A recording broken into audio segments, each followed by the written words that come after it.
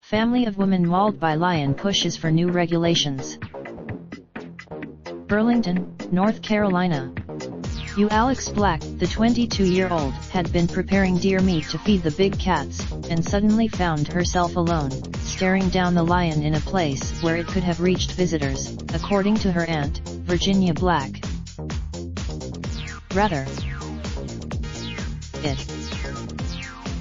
Months after the mauling last December at the Conservators Center in Burlington, North Carolina, the family still questions the sanctuary's safety protocols.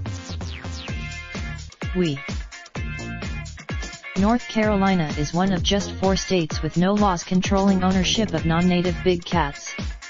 Its rules for Black urged lawmakers to strengthen a House bill that passed this month that would prohibit private ownership of big cats, great apes, hyenas and bears, but wouldn't regulate facilities such as the Conservators Center, which are licensed by the U.S. Department of Agriculture.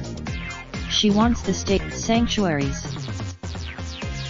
It's unclear how a 14-year-old male with 2.5-inch, 6 centimeters long upper canine teeth escaped.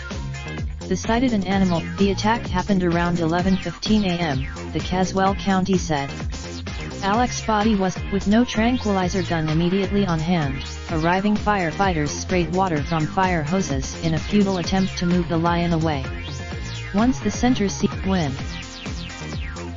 Evans then drove to retrieve a blowgun, and hit the lion twice with tranquilizer darts, to no apparent effect. Law enforcement Alex's body was motionless, her status unclear, when law enforcement arrived, the sheriff's report said. When they finally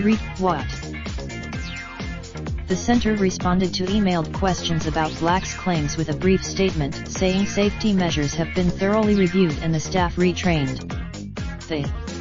The center's USDA license does require it to pass inspections and abide by certain animal welfare and safety regulations, and violations can result in fines and ultimately loss of the license.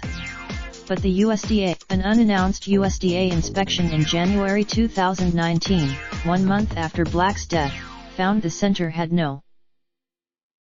The center reopened in February with a dozen employees caring for more than 80 animals, seen by 16,000 plus visitors annually, according to its website.